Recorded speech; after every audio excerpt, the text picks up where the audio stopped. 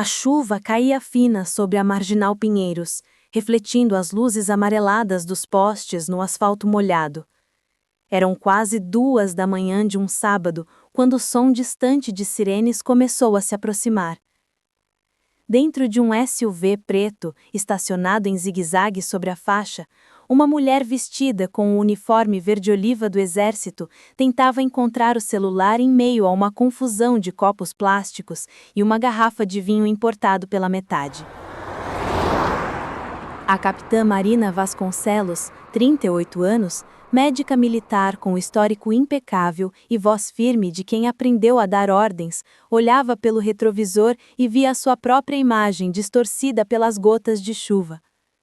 O rosto forte, marcado por olheiras discretas e um batom escuro borrado, denunciava o cansaço de uma vida vivida em campo de batalha, mas também a vaidade de quem se acostumou a ser admirada e temida.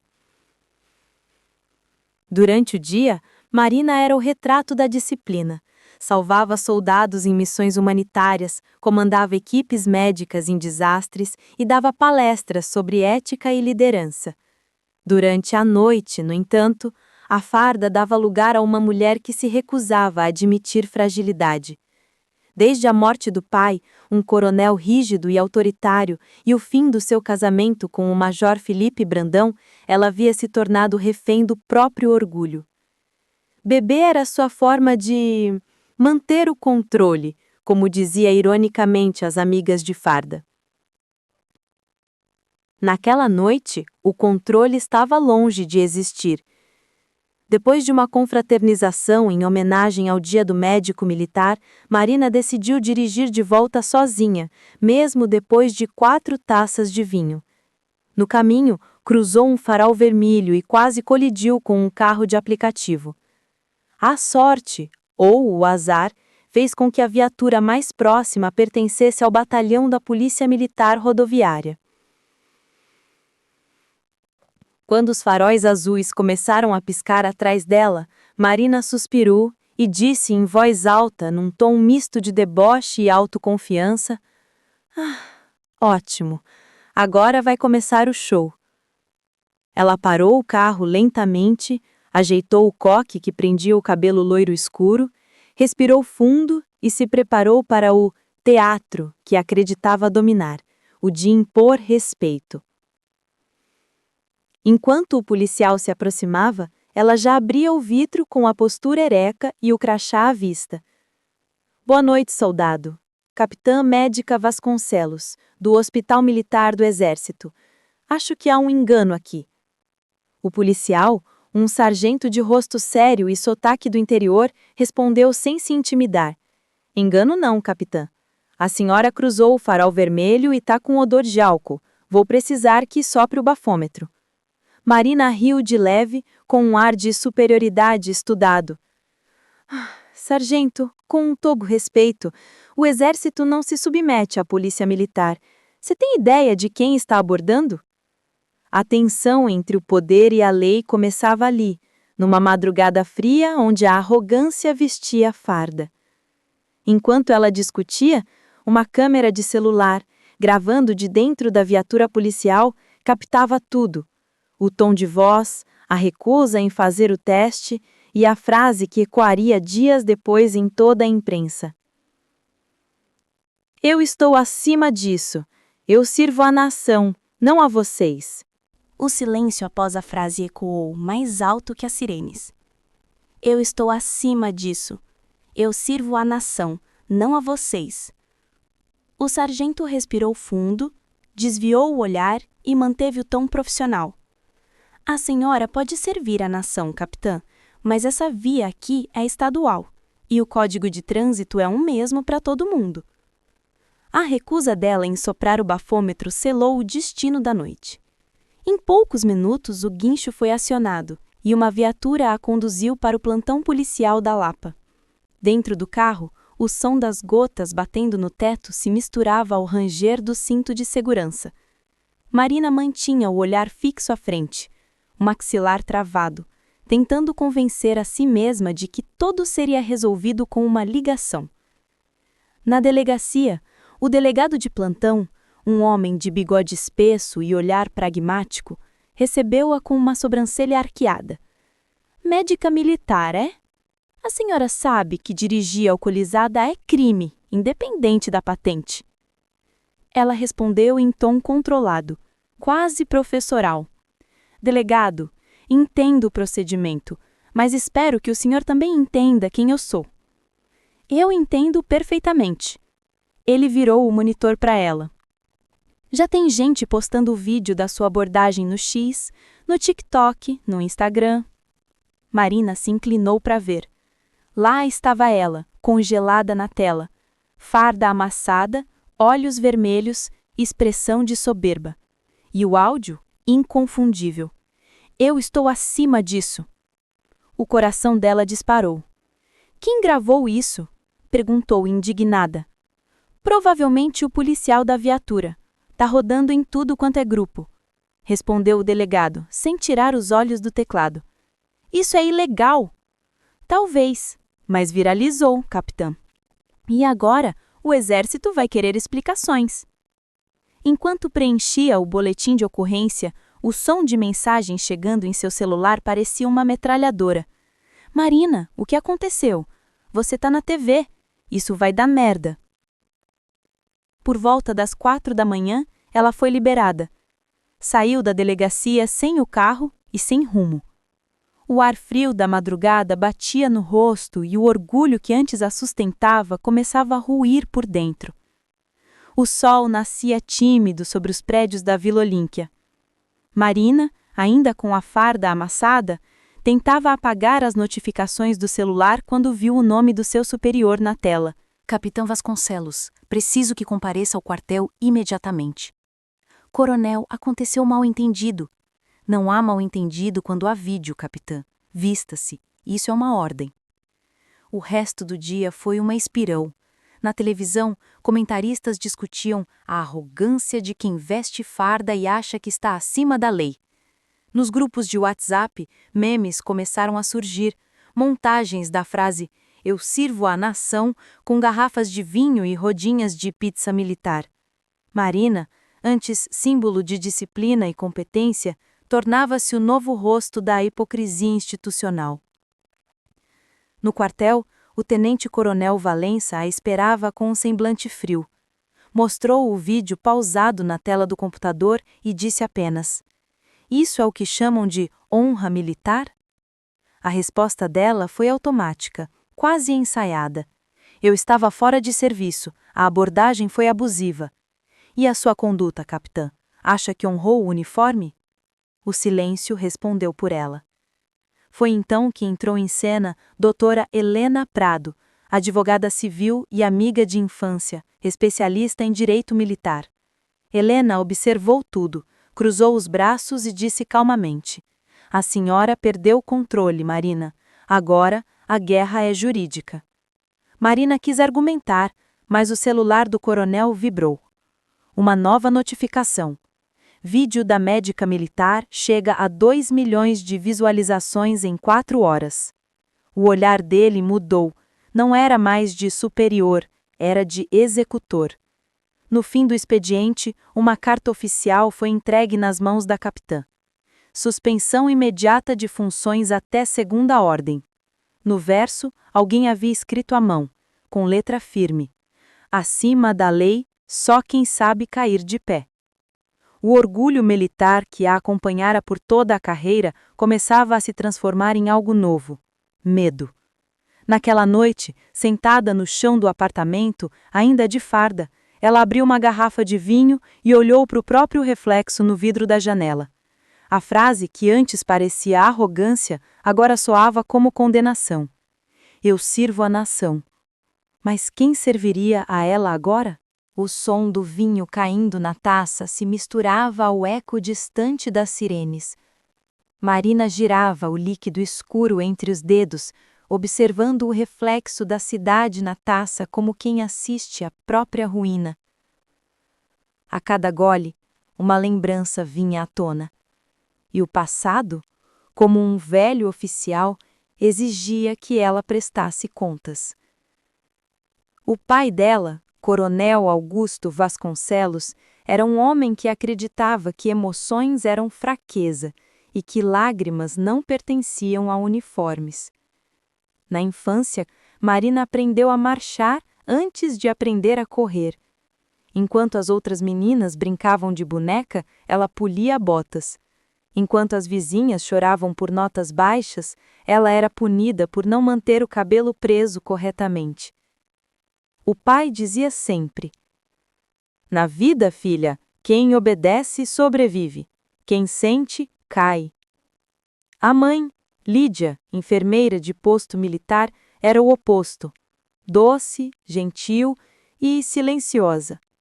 Era ela quem fazia curativos nas feridas que o pai deixava, não físicas, mas de alma. Foi também ela quem, no último dia de vida, pediu à filha: "Promete que não vai se tornar igual a ele." Marina prometeu. Mas a promessa se perdeu junto com o caixão, enterrado numa manhã fria de junho, quando ela tinha apenas 16 anos. Anos depois, aos 23 anos, Marina ingressou na Escola de Saúde do Exército, em Resende. Lá, descobriu o gosto pela precisão. Bisturis afiados, comandos exatos, protocolos seguidos ao milímetro. Enquanto outros estudantes tremiam ao abrir um corpo em aula de anatomia, ela mantinha a mão firme e o olhar frio. Os instrutores a chamavam de cirurgiã de ferro. Ela gostava do apelido. Era o oposto da fragilidade que tanto desprezava. Aos 29, formou-se como médica de combate. Foi enviada em missão humanitária à Amazônia, onde tratou ferimentos de soldados e ribeirinhos em condições precárias. Lá, aprendeu a salvar vidas e também a decidir quem não podia ser salvo. Cada decisão custava um pedaço de empatia, que ela substituía por eficiência. Foi lá também que conheceu Felipe Brandão, major do Exército, rígido, elegante e calculista. Eles se casaram 2 anos depois, formando o que os colegas chamavam de casal de aço.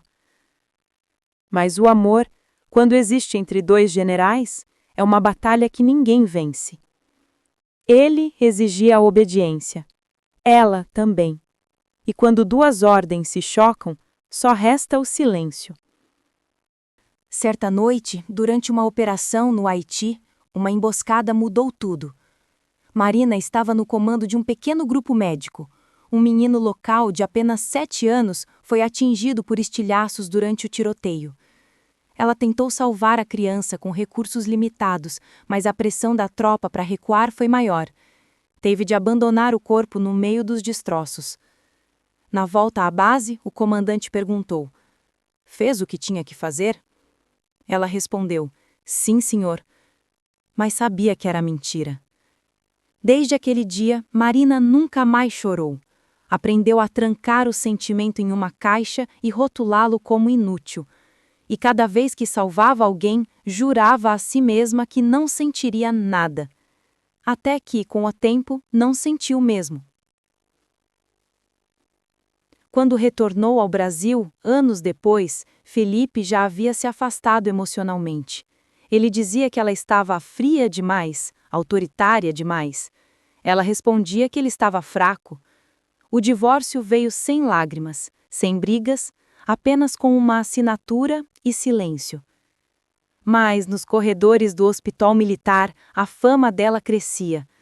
Os subordinados a temiam, os superiores a respeitavam e ela passou a confundir respeito com poder. Seus colegas diziam em voz baixa: "A doutora acha que é a própria lei."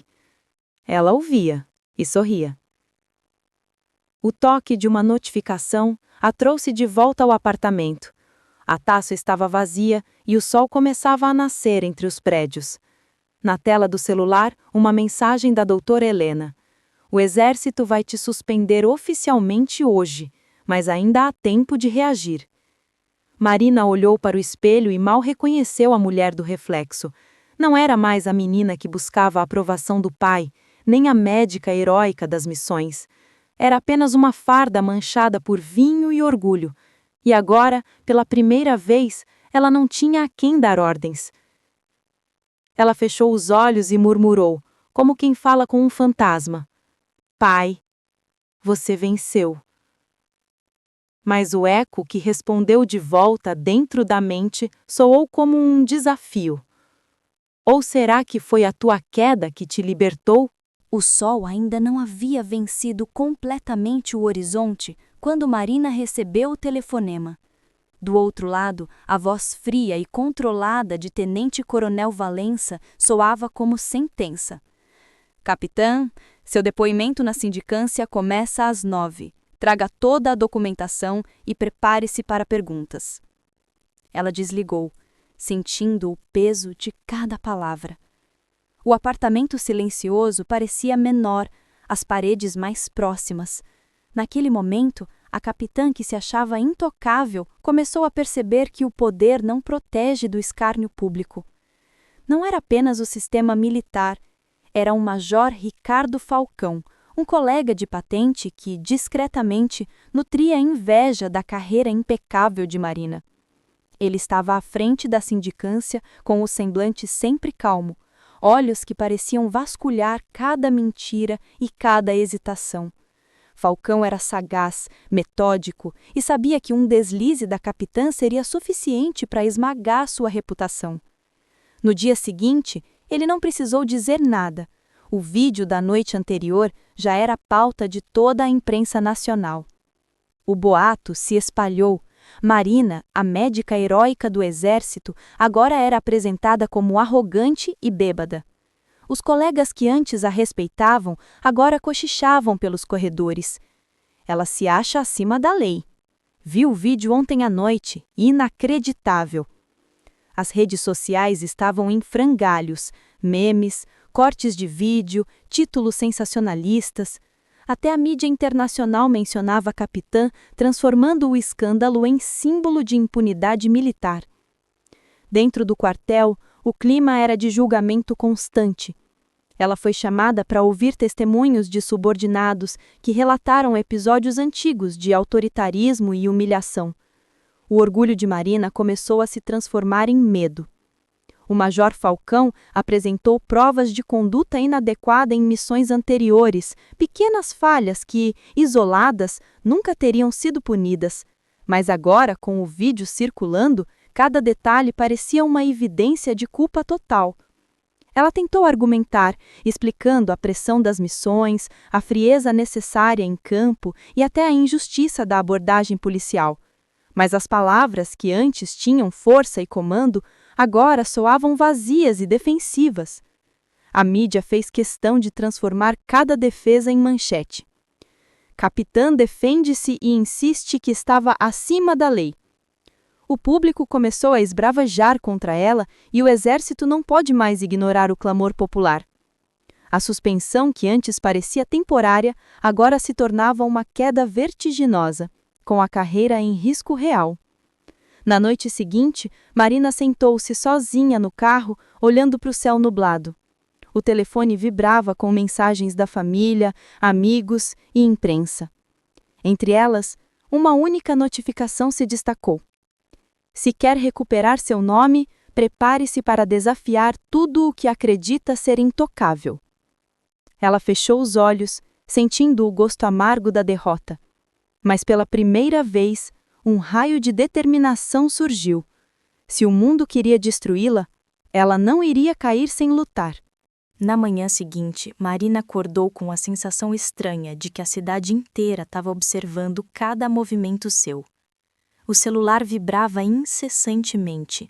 Notificações de mensagens, ligações perdidas, e-mails da assessoria do exército, alertas da imprensa.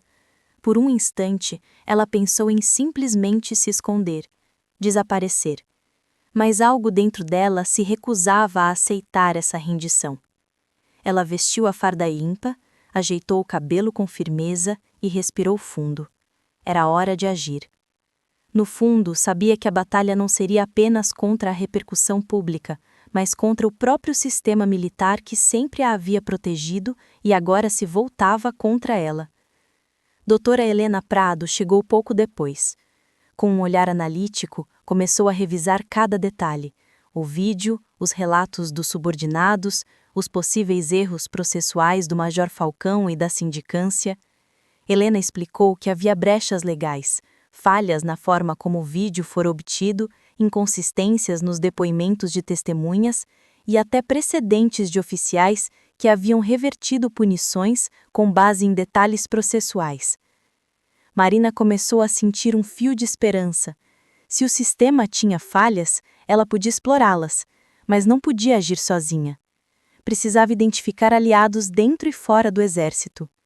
O coronel Valença era rígido, mas justo. Talvez pudesse ser contatado discretamente. Alguns colegas próximos poderiam oferecer testemunhos sobre seu comportamento impecável durante anos de serviço. E a mídia podia ser uma arma se usada com cuidado. A narrativa correta transformaria o público em aliado, ou, pelo menos, em espectador mais favorável. Durante dias, Marina mergulhou em documentos, regulamentos militares, jurisprudência e gravações. Cada detalhe do seu histórico profissional foi revisado, cada missão e cada decisão médica cuidadosamente registrada. Ela descobriu pequenas contradições nos relatórios do Major Falcão e na forma como alguns subordinados haviam sido instruídos a depor. Uma porta aberta se apresentava diante dela e ela estava determinada a atravessá-la. Enquanto isso, o público continuava atento. A repercussão não diminuía, mas Marina aprendeu a transformar a pressão em combustível. Cada comentário crítico, cada meme, cada crítica nas redes sociais era agora uma oportunidade de entender o que precisava ser revertido. Ela passou a anotar mentalmente o que podia ser usado como prova de injustiça, negligência ou parcialidade da sindicância. A noite chegava, mas Marina não parava. Entre uma xícara de café e outra, lembrava das missões no Haiti, da disciplina do pai, das derrotas que havia enfrentado e superado. Cada experiência acumulada agora era uma ferramenta. Ela não era mais a vítima, estava se tornando uma estrategista.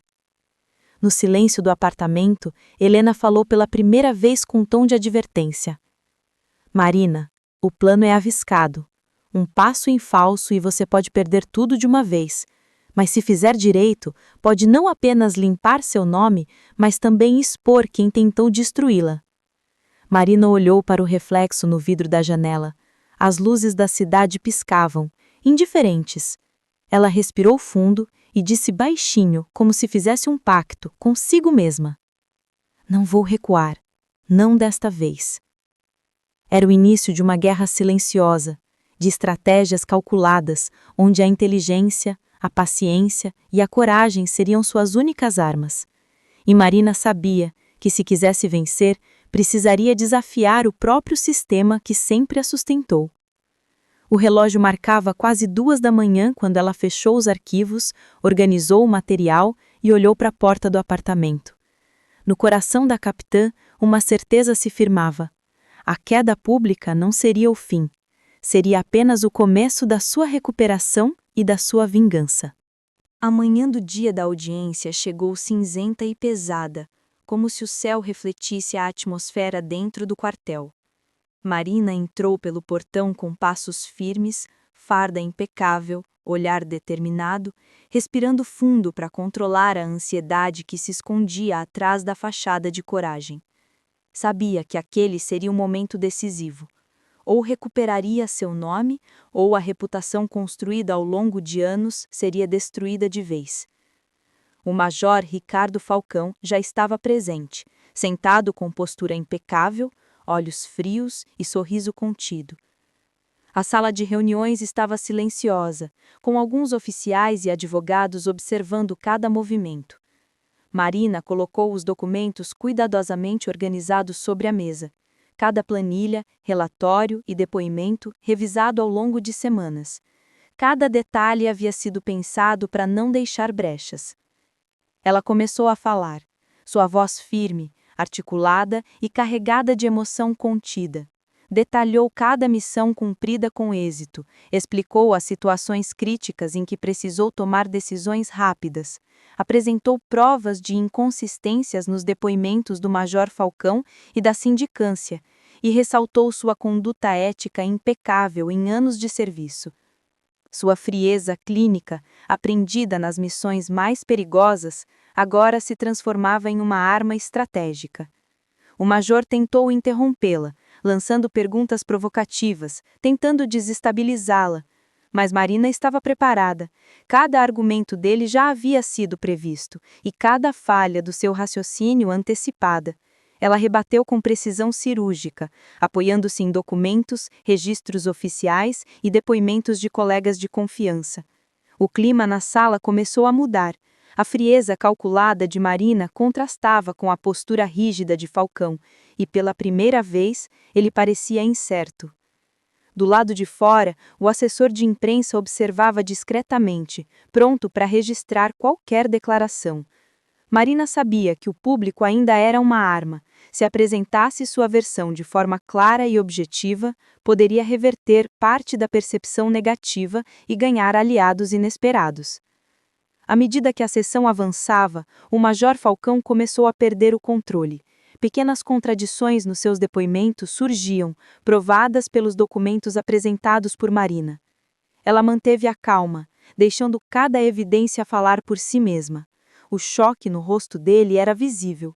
Sua autoridade, até então intocável, começava a ruir diante da inteligência e da coragem da capitã. O clímax emocional aconteceu quando Marina, com a voz firme e olhos fixos nos presentes, disse: "O que aconteceu naquela noite foi grave, sim, mas o julgamento público não pode se basear em um momento isolado, quando anos de serviço e dedicação à nação estão sendo ignorados.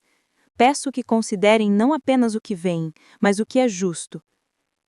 O silêncio tomou conta da sala. Todos aguardavam a reação do major, que se viu encurralado, exposto e sem saída. Pela primeira vez, Marina não era apenas a ré, não era apenas a vítima. Ela era a protagonista ativa de sua própria história, transformando cada ataque em defesa, cada acusação em oportunidade. Quando a decisão começou a ser anunciada, houve uma tensão palpável. A audiência reconheceu falhas processuais, a parcialidade de alguns depoimentos e a falta de fundamento na acusação de arrogância generalizada. Marina recuperou parcialmente suas funções e o Major Falcão recebeu uma advertência formal, sua tentativa de destruir a carreira da capitã frustrada. Ao sair da sala, Marina sentiu o peso que havia carregado nos últimos dias finalmente aliviar, mas não desaparecido. Ela sabia que a batalha estava longe de terminar. A opinião pública ainda era imprevisível, e seu prestígio, embora restaurado, dependeria de cada passo futuro. Mas pela primeira vez desde a Blitz, ela sentiu que o controle voltava às suas mãos. O confronto não apenas provou sua competência, mas também estabeleceu uma nova regra. Ninguém, por mais poder que tenha, estava acima da verdade quando ela estava preparada para enfrentá-lo. E naquele instante, olhando para o céu cinza de São Paulo, Marina percebeu que havia atravessado a tempestade e se tornado maior do que qualquer julgamento, provando que coragem, inteligência e ética podem virar a própria maré contra a injustiça. Depois da audiência, Marina voltou ao apartamento com a sensação de que um peso enorme havia sido retirado de seus ombros. Não era uma vitória completa. Sabia que a opinião pública ainda era imprevisível e que alguns colegas jamais esqueceriam o episódio. Mas pela primeira vez, sentiu que a tempestade podia ser enfrentada e superada. Nos dias seguintes, ela retomou parcialmente suas funções no hospital militar. Cada atendimento, cada cirurgia, cada decisão médica passou a ser acompanhada de olhares curiosos, alguns de respeito renovado, outros de julgamento contido. Marina aprendeu a transformar esses olhares em combustível. Onde antes sentia medo de errar, agora sentia determinação. Cada ato era prova de competência. Cada ação consolidava a reputação que tentaram destruir. Doutora Helena Prado continuou sendo seu apoio estratégico, revisando documentos, orientando a comunicação com a imprensa e aconselhando sobre cada passo legal. A advogada conseguiu também que o Major Falcão recebesse uma advertência formal, suficiente para mostrar que ninguém dentro do sistema estava acima das regras. Marina sentiu uma satisfação silenciosa. A mesma estrutura que tentou esmagá-la agora reconhecia seu valor e sua capacidade de resistência. Ao mesmo tempo, ela começou a reparar pontes pessoais. Conversas longas e sinceras com colegas de confiança reconstruíram alianças perdidas, e sua postura firme, mas justa, voltou a inspirar respeito. Alguns subordinados que antes temiam sua rigidez passaram a enxergá-la com admiração, entendendo que sua severidade sempre teve um propósito: proteger vidas e garantir disciplina, não apenas impor medo. A imprensa, embora ainda interessada em reportar o episódio, começou a veicular matérias mais equilibradas.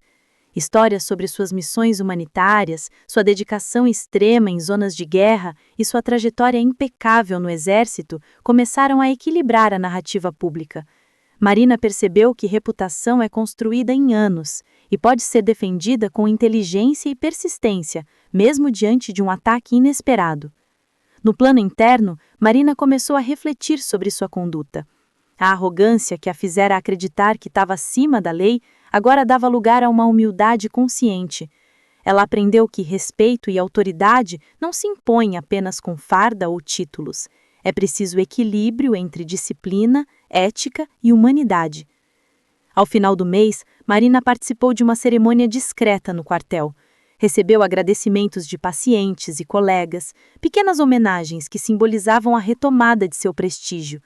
Ainda existiam cicatrizes, mas eram cicatrizes de aprendizado, não de derrota.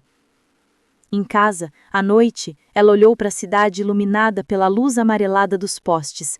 Sentiu-se exausta, mas viva. Pela primeira vez em semanas, sorriu sem culpa. Não era apenas a capitã que havia sobrevivido a uma crise de reputação. Era uma mulher que havia aprendido a enfrentar injustiça, exposição pública e sistemas complexos com coragem e inteligência. O episódio deixara uma lição clara: ninguém está acima da lei, mas quem se prepara, mantém integridade e enfrenta os desafios com estratégia e ética pode vencer até mesmo os ataques mais inesperados. Marina sabia que aquela vitória era apenas um capítulo, mas para ela era suficiente para provar que ainda havia controle sobre sua própria história. Após semanas de tensão, a vida de Marina começou a se estabilizar. O episódio do vídeo, da prisão e da audiência não foi esquecido, mas aos poucos deixou de ditar cada movimento dela. No Exército, seu nome voltou a ser respeitado. Colegas que antes hesitavam em se aproximar, agora procuravam orientação e até apoio. Alguns oficiais mais jovens, que acompanhavam a repercussão nas redes sociais, viam nela um exemplo de resiliência e competência, alguém que soube enfrentar um ataque público e estrutural sem perder a dignidade. No hospital militar, a rotina retomou seu ritmo normal. Marina voltou a coordenar equipes, supervisionar cirurgias e atender pacientes com a precisão e empatia que sempre a caracterizaram. Mas agora havia uma diferença. Sua postura não era mais marcada apenas pelo orgulho ou pela rigidez aprendida na infância. Havia um equilíbrio entre autoridade e humanidade, resultado de semanas de reflexão e confronto com seus próprios limites. No plano pessoal, Marina começou a reconstruir laços que estavam fragilizados. Conversas longas com familiares, colegas de missão e amigos próximos permitiram que ela recuperasse confiança e abrisse espaço para vulnerabilidade e conexão verdadeira. O episódio também a ensinou a importância de reconhecer erros sem medo, uma habilidade que antes parecia incompatível com sua imagem de força inabalável. Externamente, a repercussão teve efeitos mais amplos. Alguns meios de comunicação passaram a abordar casos de abuso de autoridade de forma mais equilibrada, e debates sobre responsabilidade e ética militar ganharam espaço na sociedade. Marina percebeu que sua experiência poderia servir de exemplo de aprendizado coletivo, mostrando que até mesmo profissionais altamente respeitados precisam responder por seus atos e se preparar para lidar com consequências inesperadas. A capitã também começou a investir em iniciativas de mentoria para jovens médicos militares, compartilhando sua experiência e ensinando como equilibrar disciplina, competência técnica e empatia. prevenindo que outros caíssem nos mesmos excessos de arrogância que ela própria havia enfrentado.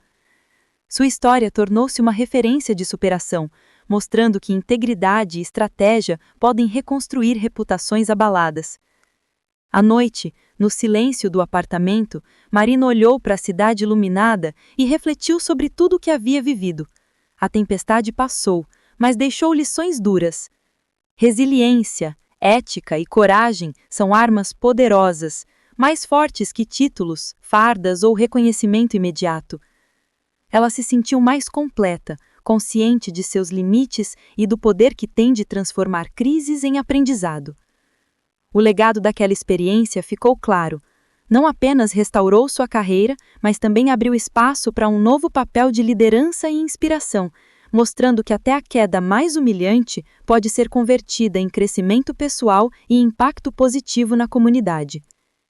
E por mais que o mundo continuasse julgando e observando, Marina sabia que dali em diante seria mais forte, mais sábia e mais estratégica, pronta para qualquer desafio que surgisse no caminho. A experiência de Marina Vasconcelos deixou marcas profundas, mas também trouxe ensinamentos que transcendiam sua carreira militar. Ela aprendeu, da forma mais dura possível, que ninguém está acima da lei e que o orgulho, quando não controlado, pode se transformar em armadilha. Mas, acima de tudo, descobriu que resiliência, estratégia e ética podem transformar crises em oportunidades de crescimento. Olhar para trás não era mais motivo de arrependimento paralisante, mas de reconhecimento de como cada erro e cada vitória contribuíram para moldar a pessoa que ela se tornara. O orgulho cego deu lugar a uma confiança calculada, a frieza deu lugar à empatia equilibrada, e a arrogância deu lugar à consciência de que liderança verdadeira exige responsabilidade e humildade. E, para aqueles que a acompanharam, Marina tornou-se exemplo de que é possível enfrentar adversidades de frente, lutar contra injustiças e reconstruir reputações abaladas. Sua história não era apenas sobre um escândalo ou uma prisão, era sobre a capacidade de se reerguer, aprender com o passado e usar inteligência e coragem para virar o jogo. Ela também percebeu que o verdadeiro poder não estava na farda, no cargo ou na autoridade. Estava na capacidade de fazer escolhas conscientes, assumir responsabilidades e agir com ética, mesmo quando o mundo inteiro parecia contra ela. E ao compreender isso, Marina se tornou não apenas uma líder militar respeitada, mas uma inspiração para todos que buscam superar limitações, enfrentar injustiças e transformar desafios em crescimento pessoal e profissional. O reflexo no vidro da janela do apartamento já não a assombrava mais. Ela se reconhecia, inteira e consciente de suas forças e fraquezas, pronta para qualquer desafio que surgisse, mas agora com a certeza de que cada ação tem consequência e que a integridade é a única base sólida sobre a qual se pode reconstruir uma vida ou uma carreira.